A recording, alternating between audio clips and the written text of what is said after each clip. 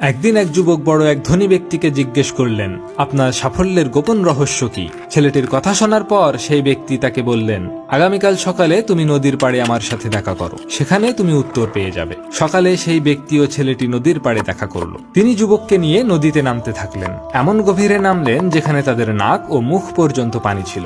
হঠাৎ সেই ব্যক্তি ছেলেটিকে পানির নিচে চেপে ধরলেন। ছেলেটি বেরিয়ে আসার জন্য প্রাণপণে লড়াই করতে থাকলো, কিন্তু সেই ব্যক্তি তাকে আরো নিচে চেপে ধরলেন। ছেলেটি তার সকল শক্তি দিয়ে উঠতে চাইল। অবশেষে সেই ব্যক্তি ছেলেটির মাথা পানির উপরে তুললেন যাতে সে শ্বাস নিতে পারে। ছেলেটি হাঁপাতে লাগলো এবং গভীর শ্বাস নিতে লাগলো। সেই ধনী ব্যক্তি জিজ্ঞেস করলেন, যখন তুমি পানির নিচে ছিলে তখন তুমি কিসের জন্য লড়াই করছিলে? ছেলেটি উত্তর দিল, শ্বাস নেওয়ার জন্য। তখন সেই ব্যক্তিটি বললেন, তুমি যদি সফলতা পেতে চাও তাহলে এতটাই চেষ্টা করো যেমনটা তুমি চেষ্টা করেছো পানির নিচ থেকে উপরে ওঠার জন্য, আর তখনই তুমি সফল হবে।